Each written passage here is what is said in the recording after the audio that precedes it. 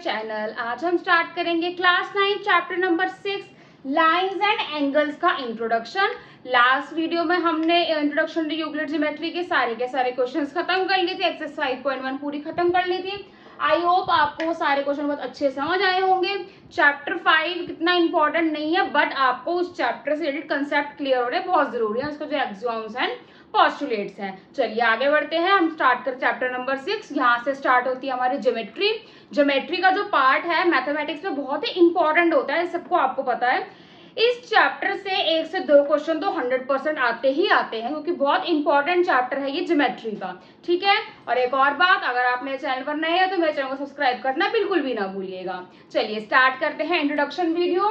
हम लोग introduction start करेंगे लाइंस एंड एंगल्स। नाम से पता चल रहा है इस चैप्टर में हम लोग लाइंस और एंगल्स के बारे में ही बात करेंगे, सिर्फ उनसे रिलेटेड ही क्वेश्चंस को करेंगे। अब हम लोग इंट्रो में कुछ बेसिक टर्म्स मैं आपको बताऊंगी जो इस चैप्टर में आप यूज करोगे। हम लोग बेसिक टर्म्स से स्टार्ट करते हैं। पॉइंट, ये सब बेसिक टर्म्स आप पहले पढ़कर भी आए हो, बट फिर भी सब चीजों को एक बार मैं रिकॉल करके उसके बाद में एक्सरसाइज को स्टार्ट करूंगी। सबसे पहले आता है point. A point is that which has no component, it is represented by a dot. Point एक ऐसा पॉइंट के साथ में कोई भी कंपोनेंट नहीं होते। पॉइंट को हम लोग सिर्फ एक डॉट से ही डिनोट करते हैं। एज यू ऑल नो, हम एक डॉट को क्या बोलते हैं हम लोग? पॉइंट। मैं कहीं पर भी डॉट लगा दूं, मैथमेटिक्स में उसको क्या डिनोट किया जाता है? पॉइंट, और उसको नेमिंग कर दी जाती है ओ ए बी वॉट एवर जो आप चाहो। ठीक है। सेकेंड टर्म आती है लाइन। लाइन भी सबको पता ही होगा। When we join two distinct points, then we get a line. जब हम लोग किसी दो distinct points को जोड़ते हैं तो वो क्या बनाती है? हमारी लाइन। और लाइन के कोई भी एंड पॉइंट्स नहीं होते हैं। लाइन को हम लोग इनफाइनाइटली एक्सटेंड कर सकते हैं। मैंने बोला कि मैंने ये दो पॉइंट्स को जोड़कर क्या बना दी? लाइन। इसके कोई एंड पॉइंट नहीं है। मैं लाइन को यहाँ से भी एक्सटेंड कर सकती हूँ, मैं लाइन को यहाँ से भी एक्सटेंड कर सकती हूँ। कोई भी एंड पॉइंट नहीं होता है लाइन में, और लाइन के दोनों साइड एरो होते हैं, क्योंकि सबसे ज्यादा कंफ्यूजन बच्चों को रहती है लाइन में, लाइन सेगमेंट में, रे में, तीनों में कंफ्यूजन रहती है कि ये क्या है क्या नहीं है। लाइन के कोई एंड पॉइंट्स नहीं होते, लाइन को हम लोग कहीं तक भी एक्सटेंड कर सकते हैं। ठीक है। नेक्स्ट आती है line segment. It is the part of the line which has two end points. ये क्या है? लाइन का एक पार्ट है। ये देखो, लाइन सेगमेंट हमारा लाइन का एक पार्ट होती है। ये क्या है? मेरी लाइन सेगमेंट, जिसके क्या होते हैं? टू एंड पॉइंट्स होते हैं। हम लोग लाइन सेगमेंट को आगे एक्सटेंड नहीं कर सकते हैं। लाइन सेगमेंट के हमारे टू एंड पॉइंट्स होते हैं, लाइन के एंड पॉइंट्स नहीं होते हैं, लाइन सेगमेंट के एंड पॉइंट्स होते हैं, क्योंकि लाइन सेगमेंट हमारी लाइन के अंदर से ही निकली होती है, वो लाइन का ही एक पार्ट होती है। ठीक है। चलिए अब आते हैं रे पे। रे is also part of line. रे भी लाइन का एक पार्ट है। बेसिकली जो रे है और जो लाइन सेगमेंट है, ये दोनों को दोनों किसके पार्ट है? लाइन के पार्ट है। ठीक है। Which has only one end point. Ray का खाली एक ही एंड पॉइंट होता है, and has no end point on the other side, और एक साइड पे एंड पॉइंट नहीं होता है। जैसे ये एंड पॉइंट है और यहाँ पर ये, यहाँ से मैं इस रे को एक्सटेंड कर सकती हूँ। यहाँ पर एंड पॉइंट है और ये, यहाँ से मैं रे को एक्सटेंड कर सकती हूँ। रे को हम लोग खाली एक ही साइड से एक्सटेंड कर सकते हैं, दोनों साइड से रे को एक्सटेंड नहीं कर सकते। जो दोनों साइड से एक्सटेंड होती है वो हमारी लाइन होती है, जो दोनों साइड से एक्सटेंड नहीं होती है वो हमारी लाइन सेगमेंट होती है, जो हमारी एक साइड से एक्सटेंड होती है वो हमारी रे होती है। ठीक है, ये क्लियर हुए होंगे आपके। चलिए नेक्स्ट टर्म स्टार्ट करते हैं इसकी। नेक्स्ट टर्म आती है हमारी collinear and non collinear points. Points lie on the same line are known as collinear points. Collinear points कौन से होते हैं हमारे? जो हमारे पॉइंट सेम ही लाइन पर लाई करते हैं वो होते हैं हमारे कोलिनियर पॉइंट्स। अलग अलग नहीं लाई नहीं करेंगे, एक ही लाइन पर सारे पॉइंट्स आ जाएंगे, वो होंगे हमारे कोलिनियर पॉइंट्स। ये लाइन है, ए यहाँ है, बी यहाँ है, सी यहाँ है, तो ये क्या हो गए मेरे कोलिनियर पॉइंट्स, क्योंकि सारे के सारे पॉइंट्स, इनका गैप कितना भी हो सकता है, बट जो लाई करेंगे वो सेम ही लाइन पर लाई करेंगे। ठीक है। नॉन कोलिनियर पॉइंट्स, जो पॉइंट्स हमारे सेम लाइन पर लाई नहीं करते हैं, the points that don't lie on the same line are known as collinear points. जैसे मैंने बोला ए यहाँ है, बी यहाँ है, सी यहाँ है, तो ये पॉइंट्स मेरे क्या हो गए, कोलिनियर। ये कभी भी सेम लाइन पर लाई करेंगे ही नहीं, तो ये क्या हो गए मेरे कोलिनियर पॉइंट्स। नेक्स्ट टर्म आती है हमारी एंगल, जो कि इस चैप्टर की बहुत ही इंपॉर्टेंट टर्म है। When two rays begin from the same end point, जब दो रे एक ही एंड पॉइंट से स्टार्ट होंगी, they form an angle। वो क्या बनाती है हमारी angle. The two rays are the arms of the angle। जो दोनों रेज होती हैं वो हमारी एंगल की क्या होती हैं, आर्म्स होती हैं, और जो हमारा एंड पॉइंट होता है वो वर्टेक्स होता है। जैसे मैंने बोला ये एंड पॉइंट है, एक रे यहाँ से और एक रे यहाँ से, दोनों रे है, ये एंड पॉइंट है, इसको मैं आगे बढ़ा नहीं सकती हूँ, रे है, एक ही एंड पॉइंट होगा जिसको हम बढ़ा नहीं पाएंगे, इसको मैं यहाँ से कितना भी आगे एक्सटेंड कर सकती हूँ। इन दोनों ने आपस में मिलकर क्या बनाया, ये एंगल। ये क्या हो गया हमारे एंगल की आर्म्स, और ये क्या हो गया हमारा एंड पॉइंट, जिसको हम लोग क्या बोलते हैं, वर्टेक्स। ये क्या बनाते हैं आपस में मिलके, एंगल। ठीक है, बहुत ही इजी सी डिफाइन थी एंगल की भी। अब आगे स्टार्ट करते हैं इसकी टर्म्स। अब हमने पढ़ा था पहले एंगल, अब हम पढ़ेंगे कि एंगल्स जो है वो कितने टाइप्स के होते हैं। इन सब के बारे में आप पहले भी छोटी क्लास में पढ़ के आए गए हो। अब हम लोग स्टार्ट करते हैं एक्यूट एंगल। एक्यूट एंगल क्या होता है हमारा, N angle is between 0 and 90 degree. जो एंगल हमारा 0 से लेकर 90 डिग्री के बीच में होता है वो कौन से एंगल्स होते हैं हमारे, एक्यूट एंगल्स। नॉर्मल लैंग्वेज में जो एंगल हमारे 90 डिग्री से छोटे होते हैं वो होते हैं एक्यूट एंगल। 90 डिग्री से छोटे, ये लाइन है ऐसे ऐसे, ये क्या हो गए मेरे एक्यूट एंगल, जो 90 डिग्री से एग्जैक्टली छोटे होंगे। अगर वो 89 डिग्री भी है तब भी वो एक्यूट ही होगा।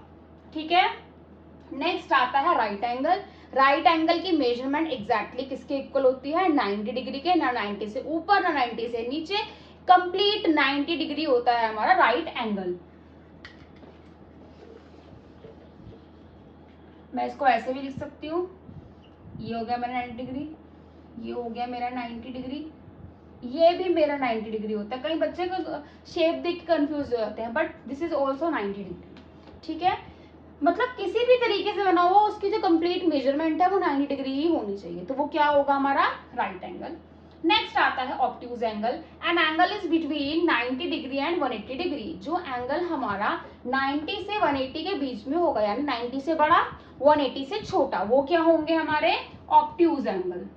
ऐसे ये क्या होते हैं मेरे ऑब्ट्यूज एंगल। अब मैं आपको एक बार तीनों जो एंगल्स हैं उनको बनाकर दिखाती हूँ ताकि आपको उससे डिफरेंस पता लगेगा कि तीनों एंगल क्या होते हैं।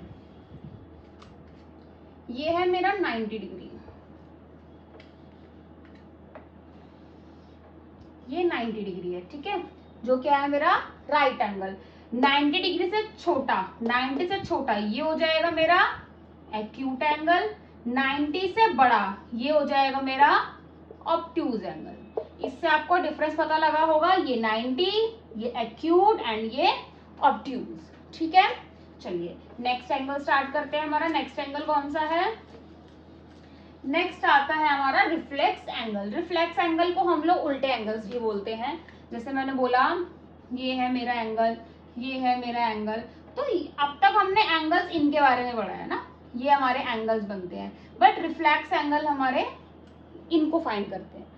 एन एंगल इज बिटवीन, जो एंगल हमारे 180 से 360 के बीच में होते हैं वो एंगल्स कौन से होते हैं हमारे रिफ्लेक्स एंगल। हम लोग जब रिफ्लेक्स एंगल की बात होएगी तो हम लोग ये चीज फाइंड ना कर ये चीज फाइंड करते हैं, इनको उल्टे एंगल्स भी बोला जाता है। ठीक है, नेक्स्ट आता है स्ट्रेट एंगल। जैसे कि नाम से ही पता चल रहा है स्ट्रेट एंगल। स्ट्रेट एंगल मतलब एक स्ट्रेट लाइन। ये जो स्ट्रेट लाइन होती है हमारी वो क्या होती है हमारी 180 डिग्री की, और इनको हम लोग स्ट्रेट एंगल भी बोलते हैं। An angle is which is exactly equal to 180 degree. जो एंगल हमारे एग्जैक्टली 180 डिग्री के इक्वल होते हैं वो होते हैं हमारे स्ट्रेट एंगल्स। ठीक है, complete angle, an angle which is exactly equal to 360। जो एंगल हमारे 360 के इक्वल हो, यानी कंप्लीट एक सर्कल हमारा कंप्लीट किसके इक्वल होता है 360 डिग्री के इक्वल होता है, तो हम अपने सर्कल को कंप्लीट एंगल भी बोल सकते हैं। ठीक है, एंगल्स की टर्म्स क्लियर हो गई होंगी। आगे और टर्म स्टार्ट करते हैं इसकी। नेक्स्ट आते हैं हमारे complementary angles and supplementary angles. Complementary angles are those angles which have the sum of two angles as 90 degree. Complementary angles हमारे वो एंगल्स होते हैं जिन दो एंगल्स का अगर हम सम करेंगे तो वो कितना आएगा हमारा 90 डिग्री. कोई भी दो एंगल ले सकते हैं लेकिन एंड अगर उनका सम 90 डिग्री आता है तो एंगल्स कौन से हैं हमारे कॉम्प्लीमेंट्री एंगल्स. मैंने बोला 60 डिग्री प्लस 30 डिग्री कितना आएगा 90 डिग्री. 50 plus 40 90 degree. मतलब कि कहने का मतलब ये है कोई भी दो एंगल्स अगर उनका सम 90 डिग्री आ रहा है तो वो हो गए हमारे कॉम्प्लीमेंट्री एंगल्स. अब आते हैं हमारे सप्लीमेंट्री एंगल्स. एग्जैक्टली सेम है कॉम्प्लीमेंट्री की तरह. उसमें सम 90 था, इसमें सम कितना है 180. Supplementary angles are those angle which have the sum of two angles is 90 degree. दो एंगल्स का सम अगर 90 डिग्री होगा तो वो क्या होंगे हमारे supplementary angles. 120 plus 60 degree 180. 140 plus 40 180 degree. मतलब कि अगर दो एंगल्स को ऐड करने पे 180 डिग्री आ रहा है तो वो हो गए हमारे सप्लीमेंट्री एंगल्स. दोनों को ऐड करने पर 90 डिग्री आ रहा है तो वो हो गए हमारे कॉम्प्लीमेंट्री एंगल्स. ठीक है, चलिए नेक्स्ट टर्म स्टार्ट करते हैं इसकी. नेक्स्ट टर्म आती है adjacent angles. If two angles have the same vertex and their one arm is common, then these are called adjacent angles. अगर हमारी किसी भी एंगल में उनका जो वर्टेक्स है वो सेम है और एक आर्म जो है वो कॉमन है तो वो क्या बनाते हैं हमारे एडजेसेंट एंगल्स. जैसे मैं ड्रॉ करके दिखाती हूँ आपको. A B C common vertex आ गया, ये रहा, ये डी, ये एंगल 1, ये एंगल 2. एंगल 1 क्या है मेरा ए बी डी. एंगल 2 क्या है मेरा बी डी सी.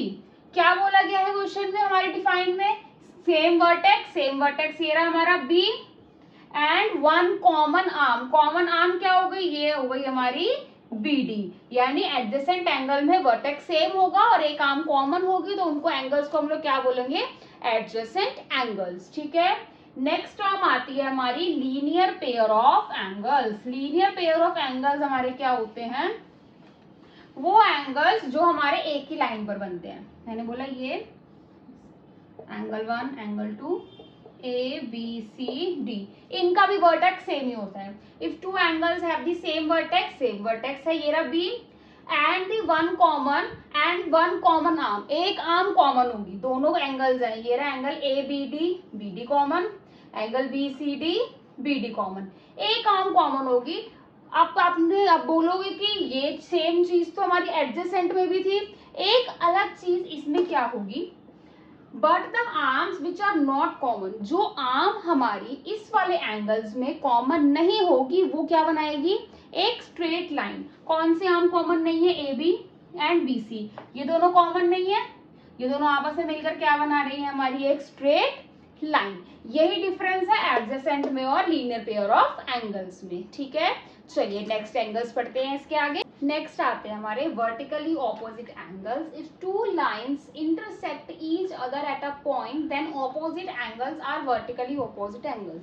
जब दो लाइंस आपस में इंटरसेक्ट करती हैं तो जो उनके ऑपोजिट एंगल्स होते हैं वो एंगल्स क्या होते हैं हमारे वर्टिकली ऑपोजिट. जैसे मैंने बोला लाइन 1 लाइन 2 आपस में इंटरसेक्ट कर रही है, यहाँ पर मिल रही है, ये क्या है इनका पॉइंट ऑफ इंटरसेक्शन. तो ये वाला एंगल और ये वाला एंगल दोनों आपस में क्या होंगे वर्टिकली अपोजिट. सेम एजेस ये वाला एंगल और ये वाला आपस में क्या होंगे वर्टिकली ऑपोजिट. जब दो लाइन आपस में मीट करेंगी तो उनके ऑपोजिट एंगल्स क्या होंगे आपस में इक्वल होंगे. ठीक है, नेक्स्ट टर्म आती है हमारी इंटरसेक्टिंग लाइन. सेम जो मैंने अभी फिगर बनाई है वही है वो भी. Intersecting lines they are the lines which cross each other at a particular point. वो लाइंस जो एक दूसरे को आपस में किसी एक पर्टिकुलर पॉइंट पर कट करती हैं वो क्या होती है इंटरसेक्ट लाइंस. यानी जहां पर उन दोनों लाइन ने आपस में कट किया है वो होंगी हमारी intersect lines. Non intersecting lines the lines which never cross, जो एक दूसरे को क्रॉस नहीं करेंगी वो क्या होंगी नॉन इंटरसेक्टिंग लाइंस. इनका क्या होगा ये आगे बढ़ती चली जाएंगी, जितनी भी चली जाएंगी, अगर ये ऐसे होंगी ऐसे भी होंगी ये बढ़ती चली जाएंगी, लेकिन ये कभी भी आपस में मीट नहीं करेंगी। नॉन इंटरसेक्टिंग लाइन कभी आपस में मिलती ही नहीं है। नॉन इंटरसेक्टिंग लाइंस में हमेशा आपस में गैप होता है। नॉन इंटरसेक्टिंग लाइंस को आप पैरेलल लाइंस भी कह सकते हैं, क्योंकि ये आमने सामने होती हैं और ये कभी भी मीट नहीं करती हैं। ठीक है, बहुत सी बेसिक टर्म्स पढ़ी आज हमने इंट्रोडक्शन वाले पार्ट में। ये इंट्रोडक्शन पार्ट नंबर 1 था। पार्ट नंबर 2 भी आएगा इंट्रोडक्शन वीडियो का, क्योंकि इंट्रोडक्शन थोड़ा सा बड़ा था, इसलिए मैंने इंट्रोडक्शन को 2 पार्ट्स में डिवाइड किया है, पार्ट 1 एंड पार्ट 2। पार्ट 1 में मैंने कुछ बेसिक टर्म्स बताई हैं, पार्ट 2 में मैं आपको इस चैप्टर से रिलेटेड टर्म्स के बारे में बताऊंगी। ठीक है, इनकी थ्योरम्स वगैरह के बारे में बात करेंगे पार्ट 2 में। आज की वीडियो में यहीं खत्म करते हैं। अगर आपको मेरी वीडियो पसंद आई है तो मेरी वीडियो को लाइक शेयर कमेंट करना बिल्कुल भी ना भूलें, और मेरी आने वाली वीडियोस के चैनल को सब्सक्राइब जरूर करें एंड बेल आइकन जरूर दबाएं, ताकि मेरी वीडियो की सबसे पहले नोटिफिकेशन आपको आए। थैंक यू, मिलते हैं नेक्स्ट वीडियो में इंट्रोडक्शन पार्ट 2 के साथ।